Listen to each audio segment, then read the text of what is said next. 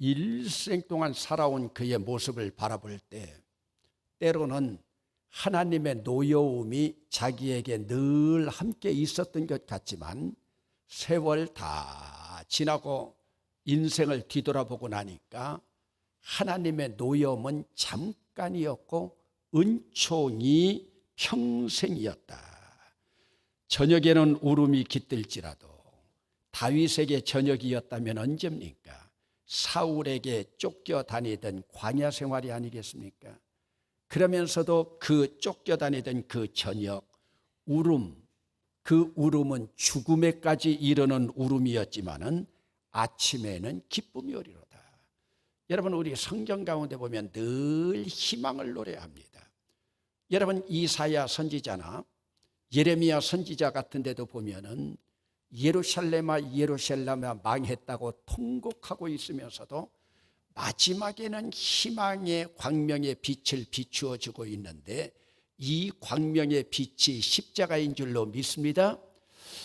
여러분, 어제도 우리 20세 이하의 청소년들이 세계 역사상 처음으로 준우승을 했어요. 어제 아마 우승할 걸 기대하면서 응원한 분들 많이 있겠지만은 목사는 축구를 보고 싶어도 축구를 중계할 때 밤 1시에 볼 때 하나님께서 그렇게 물을 것 같아요. 목사인 이놈아, 주일 아침인데 너는 주일 예배가 더 중요하냐 축구가 더 중요하냐. 물론 깨지도 못했지만은 보지도 못했는데 아침부터 뉴스가 나오는데 지금도 계속 나오는데 그 많은 선수들 가운데 MVP 1등은 그래도 한국에 있는 그 이강인 선수가 받게 되었어요. 그런데 그 상을 MVP를 받으면서도 이 어린 선수가 뭐라고 하느냐. 이것은 제가 받는 상이 아닙니다. 우리 선수들이 이강인이가 막내래요. 그러면서 형들이 하도 잘해줘가지고 우리 선수들이 같이 받는 상이지 내가 받는 상이 아니다. 그랬더니 정정용 감독이 또 마지막 인터뷰를 하면서 뭐라고 하느냐. 우리 선수들이 너무 잘했다. 잘못한 것은 감독인 나다. 여러분, 듣는 사람들에게 얼마나 위로가 되고 희망이 됩니까? 그런데 여러분, 축구 이전에도 보면 그 중계할 때 보면요, 우리가 다 졌어요. 아니, 이번 경기 말고 이전에도 보면. 그런데도 졌는데도 옆에서 중계하는 선수들은 끝까지 3대0으로 지고 있는데 1분 남았는데 아직도 희망이 있대요. 우리는 벌써 채널을 다른 데 돌렸는데 나중에 또 보면 1분 남았는데 여러분, 세계 역사상 1분 동안에 3골 집어넣은 나라가 없어요. 그런데도 희망이 있대요. 근데 저는 그것을 굉장히 고무적으로 생각해요. 그래서 저 해설하는 사람이나 중계하는 사람들도 참 힘들겠구나. 왜? 자기들은 이미 절망하고 3골 넣을 수 없다고 하지만 이것을 시청하고 있는 조국 동포들을 위해서 끝까지 희망을 불어넣어 주는 거예요. 그런데 그런 모습을 바라보면 우리 성경도 마찬가지입니다. 여러분, 저녁에 울음이 기숙했어요. 이제는 망할 정도가 됐어요. 그러나 내일 아침에 기쁨이 올 그 모습을 바라보며 이것이 바로 뭡니까? 부활신앙 아닙니까?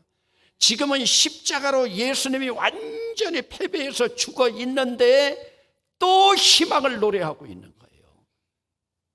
모든 사람들이 절망 가운데 있는데 지나가는 스쳐가는 말처럼 들렸는데 3일 후에 부활하신 모습을 바라보면서 끝까지, 그래서 기독교는 끝까지 희망을 노래하는 종교입니다. 여러분, 그런데 이제 우리가 희망을 노래하기 전에 보면 아담이 에덴 동산에서 쫓겨나면서부터 크게 하나 묶여 있는 게 있어요. 오늘 여러분들은 어디에 묶여 있는가? 사실 아담은 어디에 묶였습니까? 사단에게 묶인 거죠. 사단의 노예가 된 거죠. 오늘도 우리가 어디에 묶여 있느냐, 이것을 잘 파악해야 돼요. 여러분, 그 묶여 있는 것을 극복해 나가야 돼요. 여러분, 저는 지금까지 제 자신이요 스스로 제가 평생에 처음으로 고백하는 거예요. 저는 저 자신이 장애인인 줄 몰랐어요. 그런데 봤더니 저도 장애인이에요. 왜냐하면 어느 날 우리 식구들을 모아놓고 한번 다 눈을 감아 놓으라고 그랬어요. 눈을 감아보라고 그러니까요. 그리고서 눈을 뜨라고 하고 소감을 물어봤어요. 제 아내부터 물어봤더니요. 그냥 묵상하고 조용하게 있었대요. 그래, 그 다음에는 이제 제 친구들 한번 눈을 감아보라고 그랬어요. 그랬더니 눈을 감으면 조용하고 묵상을 한대요. 그래서 저는 그때 처음으로 깨달았어요. 저는요, 눈을 감고 있으면요, 조용하게 귀에서 아무 소리도 들리는 것이 아니라 저는 천지가 무너지는 것 같은 그런 진동인가 무슨 소리가요, 중학교 때부터 계속 들리는 거예요. 중학교 때부터요. 그래서 여러분 또 다른 사람들에게 눈을 감아보라고 그러면 자기들은 조용하대요. 저는 중학교 공부하면서부터요. 그래서 제가 산을 자주 가고 산을 가면서 저는 공부하면서도 그냥 공부하지 않고 귀에다가 꼭 뭐를 꼽고 기도를 해요. 그 공부를 해요. 저는요, 머리에서 들리는지 귀에서 들리는지 온 몸에서 들리는지 귀에서 나오는 것 같다 하면 머리에서 나는 것 같고 머리에서 나는 것 같다 하면 귀에서 나는 것 같고 귀에서 나는 것 같다 하면 몸에서 나는 것 같고 어디서 들려오는지를 모르겠어요. 저는 중학교 때부터 그랬어요. 그런데 이것을 지금 지나고 나니까 이제 지금도 이렇게 이야기하는 게 이제 극복이 된 거예요. 왜? 똑같은 장애를 겪어도 어린 시절 태어날 때부터 장애인 것과 그리고 태어나고 나서 장애인 것은요, 극복하는 게 상당히 어렵습니다. 왜냐하면 차라리 태어날 때부터 앞을 보지 못하는 사람은 세상에 그런 줄 알고 그냥 살아가요. 그런데 세상을 볼 줄 알다가 보지 못하게 되면 그 충격이 더 크대요. 우리 신학교 때도요, 한국은행에 다니면서 그 출세 1등 길만 걸어가다가 나중에 앞이 보이지 않아서 우리 신학교에 와가지고 평생 아내가 그 등불 노릇을 한 그런 목사가 있는데, 저도 이제 중간에 그런 걸 겪었는데 지금은 뭐 제가 다 극복했어요. 뭐 여러분들이 뭐 저 장애자라고 내몰릴 것도 아니고 장애자라고 눈에 보이는 것도 아닌데, 그런데 엄밀히 바라보면 육신적인 장애자보다 이런 신경적으로 장애 쓰는 것이 더 힘들 것 같아요. 그런데 저는 뭐 병원 한번 찾아가지도 않고 지금까지 살았으니까 뭐 이런 얘기해도 제 마누라가 이혼하자고 안 할 거고 이혼한다고 해도 지손해고 뭐 저는 연금 받을 건데 뭐 그런 생각도 하고 있습니다만은 지나고 나니까 정신적으로도 저도 이런 문제가 있구나. 그런데 이 안에 묶여 있었구나. 여러분, 그런데 저는 묶여 있는 것도 모르고 지금까지 살았어요. 아담은 사단에게 묶여 있었어요. 성경에도 묶여 있었던 몇 사람을 보면 다윗의 아들 압살롬 보세요. 다윗의 아들 압살롬은 어디에 묶여 있었겠습니까? 그는 권력에 묶여 있었기 때문에 아버지 왕인 다윗까지도 몰아냈잖아요. 그리고 자기가 왕 노릇을 하잖아요. 그러다가 결국 아버지보다 먼저 죽어서 아버지가 압살롬아 압살롬아. 여러분, 다윗은요, 자기 아들 불러가면서 통곡하면서도 스트레스가 다 해소됐을 거예요. 이놈아 저놈아 하면서 압살롬아 압살롬아 했으니까요. 그러면서 통곡하는데, 여러분, 권력에 매이다 보니까 권자에 앉아있는 아버지까지 쫓아내잖아요. 여러분, 우리 역사에도 왕자에 난 가운데 없습니까? 아버지까지 쫓아내는 거예요. 그건 왜 그래요? 권력에 묶여있다 보면 그래요. 여러분, 우리가 잘 알고 있는 엘리사의 종 게하시 보세요. 엘리사의 종 게하시는요, 돈에 묶여있고 물질에 묶여있다 보니까 나만 장군이 와가지고 문둥병 치료된 것을 고마워가지고 선물을 주는데 엘리사가 받지 말라고 그랬거든요. 그런데 게하시가 가서 몰래 받았잖아요. 그런데 이러면 몰래 받은 것은 좋은데 결국은 물질에 묶여있다 보니까 게하시도 뭐가 됐어요? 게하시가 문둥병. 그러니까 여러분, 나만이 치료된 그 문둥병 게하시가 그대로 가지고 왔잖아요. 여러분, 오늘 우리가 어디에 묶여 있는지를 잘 봐야 돼요. 여러분, 돈에 묶여 있는 형제들이요, 부모 장례식장에서 유산 상속으로 싸우는 모습을 많이 보아왔습니다. 장례식에 다니면서요, 예수 믿는 사람들 가운데서도 그런 사람들이 있어요.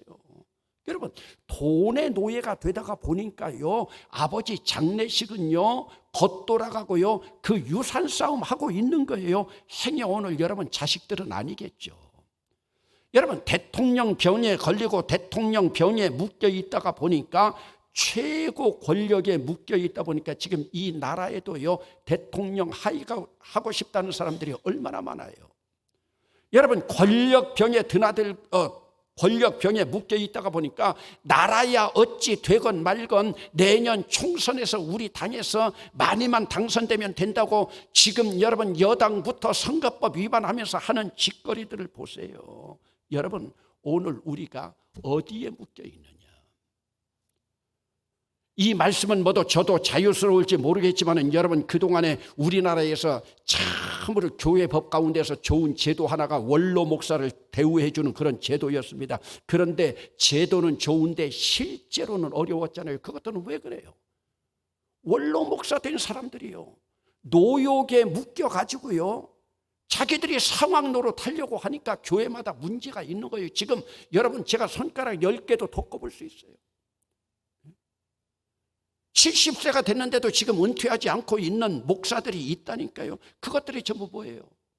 주님께서 우리에게 십자가로 자유를 허락해 주셨는데 그 자유를 누리지 못하고 묶여있는 자들이에요. 여러분, 모세가 결국 묶여 있을 때 어떻게 됐어요? 우리는 모세를 위대한 지도자라고 하지만 모세가 위대한 지도자가 될 수 있었던 것은 모세에게 하나님의 노염이 잠깐이고 은총은 평생이고 저녁에는 모세에게 울음이 있다 하더라도 하나님의 놀라운 은총으로 말미암아 모세가 훌륭한 지도자가 된 겁니다. 여러분, 모세를 인간적으로 한번 돌아보세요. 여러분, 세상살이가 어떻든지 간에 모세는요, 3살에 어머니로부터 버림받았습니다. 자기가 모르던 시절이지만은 나일 강가에 버려졌어요. 여러분, 어머니로부터 버림받은 모습입니다. 여러분, 그 정신적인 모습으로 한번 보세요. 어머니도 아닌 이국 사람에게 아무리 물질적으로는 풍요하다 하지만 양어머니를 자기 어머니라고 부르는 양자였어요. 그러면서도 그 가슴 속에서 민족 정신은 지워지지 않았어요. 그러다가 보니까 여러분, 그 지배 계급인 애굽의 왕실에 있으면서 민족 정신은 살아있기 때문에 거기서 살인을 저지르잖아요. 자기 동족을 괴롭히는 것을 보지 못하고요. 그리고 여러분, 겉보리 서말만 있어도 처가살이 하지 않는다는데 40년을 처가살이 하면서, 그래서 모세는 세상에서는 잊혀진 사람, 완전히 사라져버린 인물로 살았어요. 그런 인물을 하나님께서 호렙산에서 다시 불러내시는데, 호렙산에서 불러낼 때 40년 동안 광야 생활을 하고 나니까 하나님께서 이제 모세가 저 정도면 묶여있던 데서 치유가 됐겠구나. 이제 40년 광야 생활을 살았으니까 기독교에서 40이라고 하는 것은 또 고난을 통과한 숫자 아닙니까? 3살의 어머니로부터 버림받은 저 상처, 이제는 어느 정도 얼룩져 있던 것들이 상처가 치유됐겠구나. 사람을 죽였다고 하는 그 살인죄에서 이제는 조금 더 내가 하나님께서 불러내면 거기에 대해서 이제는 좀 상처가 아물어졌겠구나. 그러니까 하나님이 처음 불렀는데도 저는 그럴 자격이 없습니다. 저는 가지 못합니다. 나는 말도 둔한 사람입니다.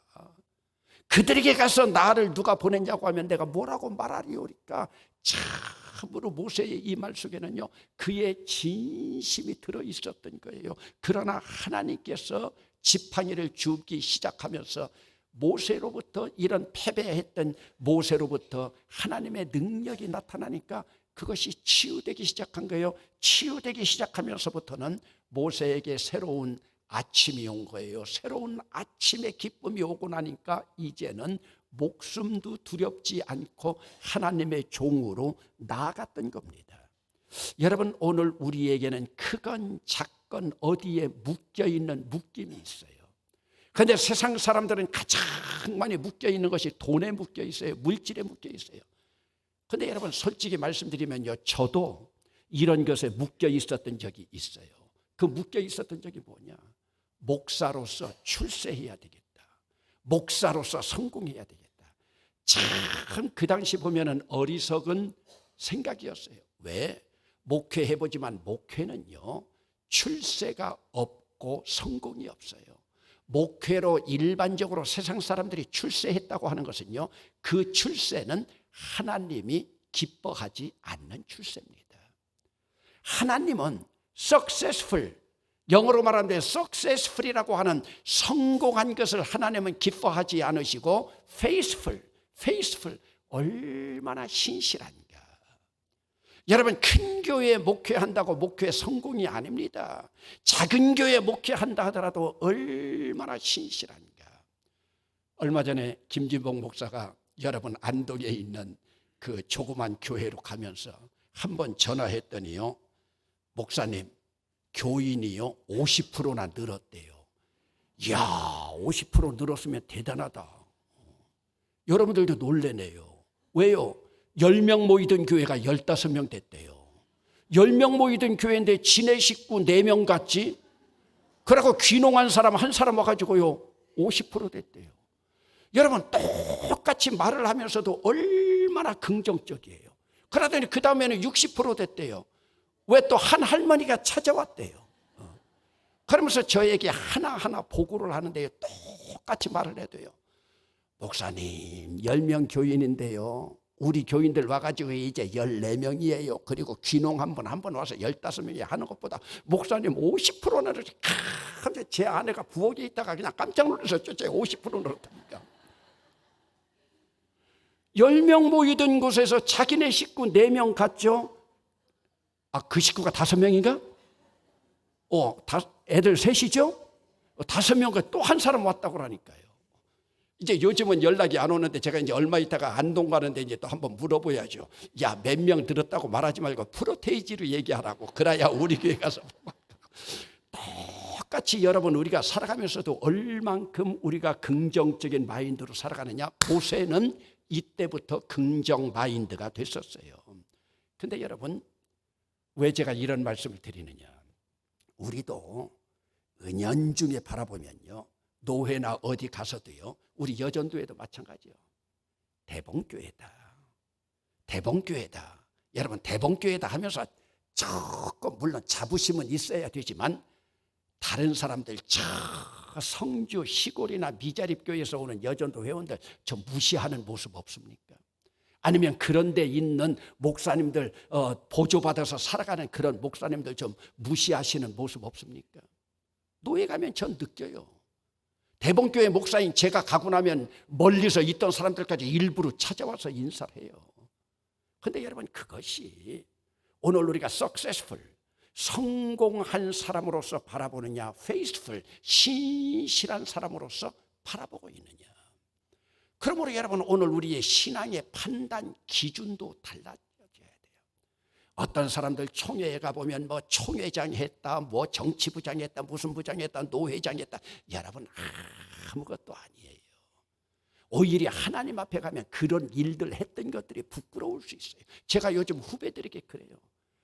저는 솔직히 지금 그렇습니다. 우리 노회에서 노회장 하지 않은 사람들이 더 존경스러워요.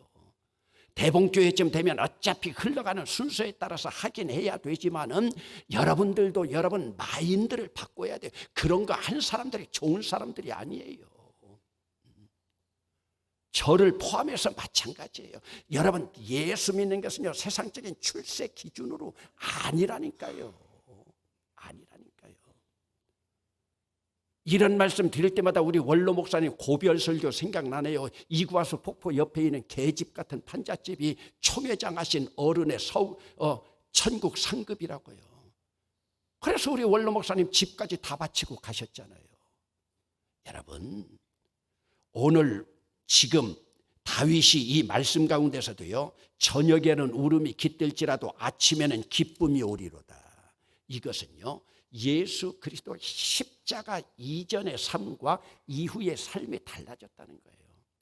이런 모습을 바라보면 아직도 우리 신앙 아직도 모르는 거예요. 여러분 자녀들이요, 신실하기를 원합니까? 아니면 출세하고 성공하기를 원합니까? 여러분, 출세하고 성공한 길은요, 이제 인생 살아보니까 내려올 길밖에 없어요. 오늘 여러분들이 여러분 가정에서 며느리를 구하고 사위를 구하면서도 여러분들 부잣집 결혼하면 저는요 제 아내랑 때때로 부부싸움 할 때가 있어요. 보면은 어느 목사 딸 좋은 집으로 시집 간다고. 그래 나중에 보면 좋은 집이라고 하는 게 뭐냐? 돈 많은 집이에요. 그런데 제가 목사 사모가 거기에 기준을 두면 되냐고. 예수 잘 믿건 안 믿건 상관도 없어요. 부잣집만 가면요. 여러분 솔직히 그런 거 부러워하지 않습니까? 여러분 예수 믿는 것이 더 귀한 줄을 몰라요. 여러분 세상에서 아무리 잘 살아도요 예수 믿으면서 가난한 것이 더 복인 것을 여러분들이 알아야 돼요. 여러분 우리 주님께서 계속 가르쳐 주시는 것이요, 이런 자들에게는 오늘도 슬픔이 변하여 오늘 내 삶 속에서 육신적으로 나약하고 물리적으로 바라볼 때 보잘것없지만 하나님 앞에서 춤추는 인생이 될 줄로 믿습니다. 결국에 누가 기쁨으로 띠띠우느냐. 오늘도 여러분들 마찬가지요.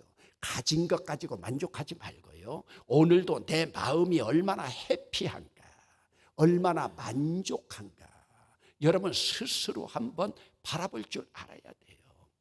나만 옳다고 생각하는 사람은요 대인관계에서 실패할 수밖에 없어요. 다른 사람보다 조금은 못하게 나가는 것이 여러분들이 다른 사람들로부터 인정받는 거예요. 여러분 저도 미국에서 생활을 조금 해봤지만요, 미국에는 목사들이 제일 힘들어하는 것이요, 우리 한국에서 이민 간 사람들이 어디 가서도 행세를 못하니까요. 어디 와서 행세하려고 하느냐? 예배당에 와서 행세하려고 그래요. 그래서 예배당에만 오면 전부 목에 힘이 들어가는 거예요. 그렇게 여러분 외국에서 이민 목회하는 목사들이 참 힘들다는 거예요. 세상에 나가서는요 언어도 통하지 않죠. 비즈니스도 제대로 되지 않죠. 주류 사회에 들어간다고 하는 건 힘이 들죠. 자식들 위해서 평생 몸 바치고 자식들은 주류 사회에 들어갈까 모르지만 한국에서 장성까지 지내고 대학 교수까지 지냈던 사람들이 와서 세탁소하고 핫도그 장소하면서 자식들 키워 나가고 있는데 행세할 데가 없는 거예요. 예배당에 와서 행사하는 거예요. 그렇게 여러분 온전한 교회가 없어요. 교회마다 싸움박질이고요. 왜? 그들이 묶여 있는 것이 오늘 우리는 예수 그리스도에게만 십자가에로만 묶여 있어야 되는데 세상적인 것에 묶여 있으니 행복할 수가 없는 거죠. 그러니까 여러분 베옷을 벗기고 기쁨으로 띄울 수가 없는 거예요. 저도 젊은 시절엔 이렇게 생각하지 않았어요. 나이가 이제 들고 나니까 세상에서 아등바등 살려고 몸부림쳤고 뭐했고, 제가 여러분 지난번 우리 구역장 권칠 때도 그랬어요. 조선일보 100주년 특집으로 난 그 기사를 인용해가지고, 여러분 요즘 나이 든 사람들이 제일 소망하고 있는 것이 연금 받는 거예요. 그런데 연금보다도 더 좋은 게 하나 있대요. 노인들에게요. 그런데 이것이 사실은 일본이 노인 사회로 진입하기 시작하면서 그들이 만들어낸 구호예요. 연금 받는 것이 그들에게 마지막에 최고 효자라고 하지만 연금보다 더 강한 것이 근육이라는 거예요. 연금보다 더 강한 게 근육이다. 이게 무슨 말이에요? 연세 들고 나서 근육이 약해지면 다 쓰러져 버리니까 연금도 필요 없다는 거죠. 돈이 있어도 소용없다는 거죠. 그러니까 일본에서 이 구호를 외치면서 나이 들수록 근육 운동해라. 바로 그 뜻입니다.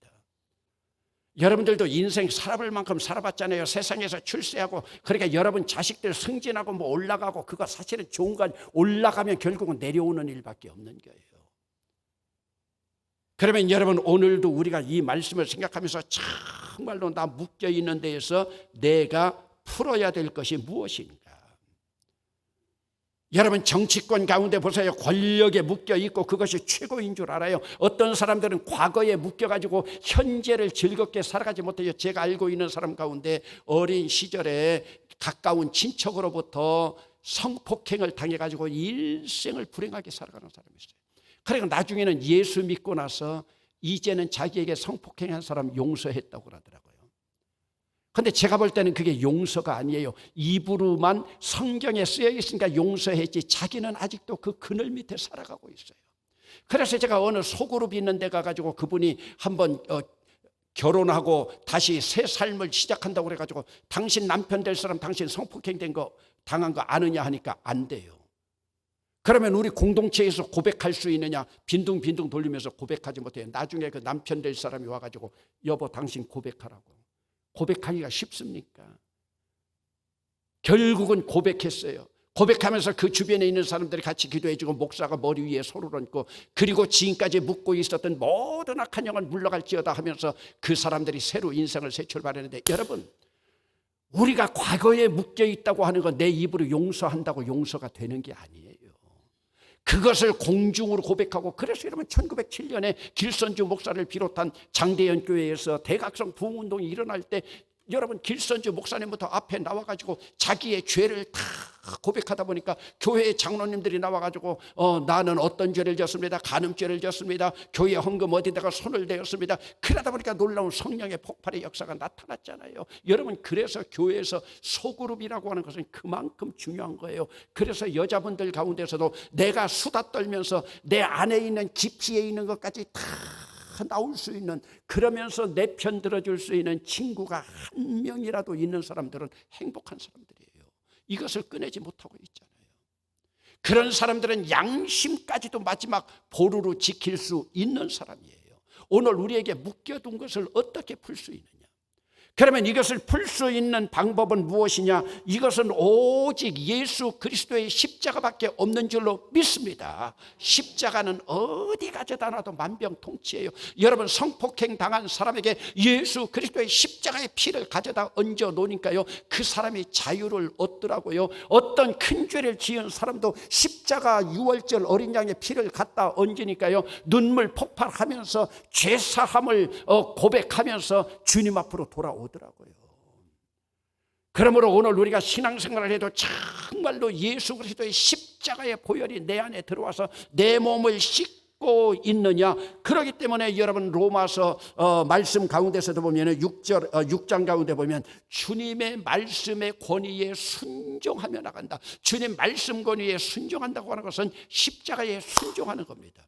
다윗 시대에 십자가는 없었습니다. 그러나 다윗 시대에 이 다윗은 하나님 앞에 순종함으로 말미암아 눈물이 변하여 기쁨이 되어지고, 오늘 밤에는 내가 베갯잎을 적시고 이불을 적시고 요를 적시면서 눈물을 흘릴 줄 모르지만은 내일은 기쁨이 오리라고 하는 소망을 가지고 있었습니다.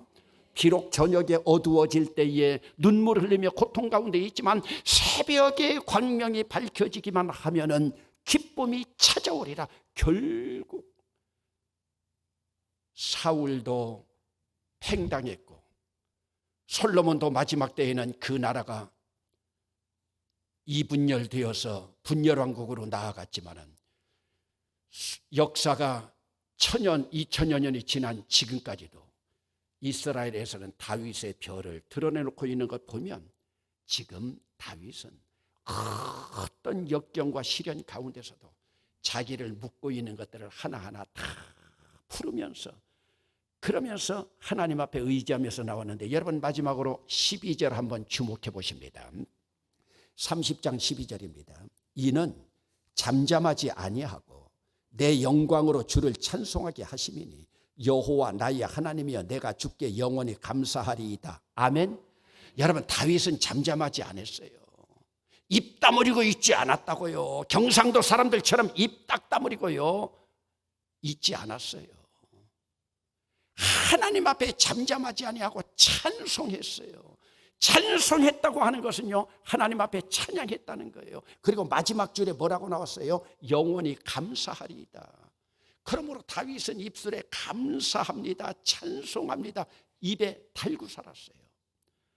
여러분 세계적인 영성학자 가운데 우리가 잘 알고 있는 아시시 프란치스코라고 하는 분이 있습니다. 이 아시시 프란치스코라고 하는 분은요, 부유한 포목상의 아들이었어요. 그 당시에 얼마나 부유했는지 몰라요.